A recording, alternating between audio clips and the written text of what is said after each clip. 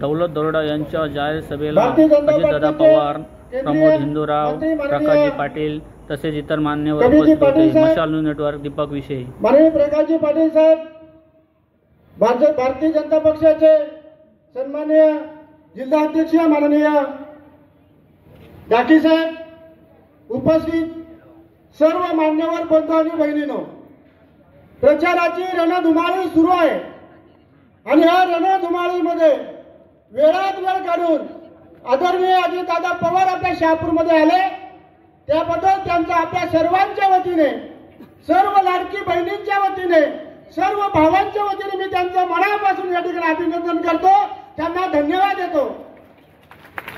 दादा, आपण आलात, निश्चितपणे चांगल्या पद्धतीचा वाटा आपण आमच्या शहापूर तालुक्याला दिलेला आहे।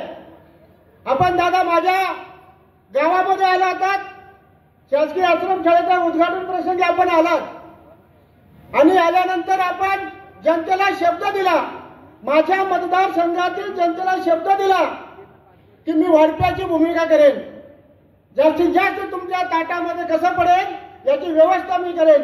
आणि दादा, मी आपलं अभिनंदन करतो, मनापासून धन्यवाद देतो की जवळजवळ 500 कोटीचा निधी या शहापूर मतदारसाहेब असतील यांच्या मार्फत आपण या ठिकाणी करतोय।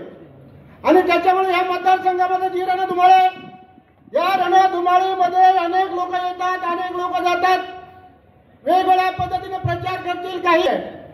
मी आजपर्यंत तुमच्या समोर आहे, जसा आहे तसा तुमच्या समोर आहे। आजपर्यंत तुम्हाला कुणाला दुखवलंय का? दुखवलंय का? तुमच्या बरोबर राहून तुमच्या सहकार्याच्या माध्यमातून या मतदारसंघामध्ये आगेकूच करण्याचं काम मी या ठिकाणी करत आहे। आणि त्याच्यामुळे अनेक उमेदवारांच्या पायाखालची वाळू ही सरकत चाललेली आहे।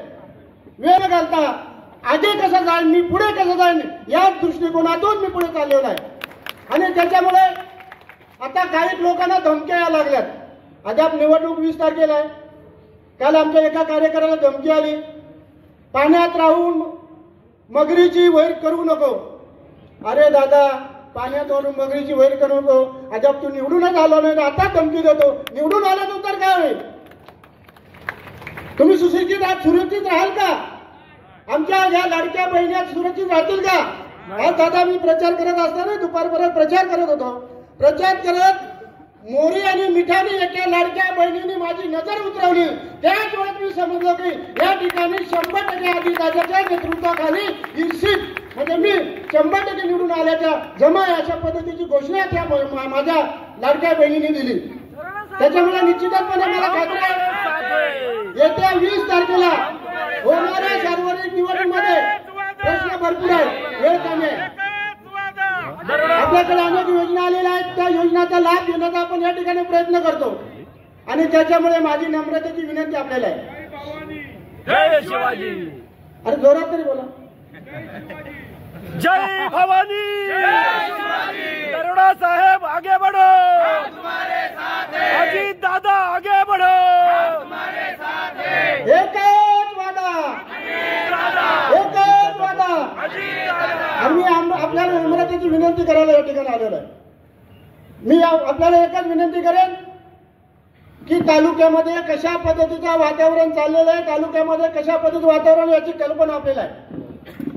आणि त्याच्यामुळे उरळून न जाता संपूर्ण दादा ही जनता याच्या आमच्या पाठीमागे कोणता असा आपण आणि तर कोणतेही बडे नेते आमच्याकडे नाहीत।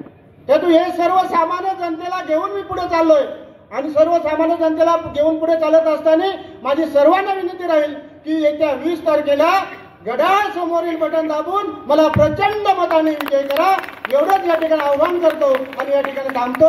जय हिंद, जय महाराष्ट्र, जय राष्ट्रवादी, जय RPI, जय श्रमजीवी, जय BJP। धन्यवाद साहेब।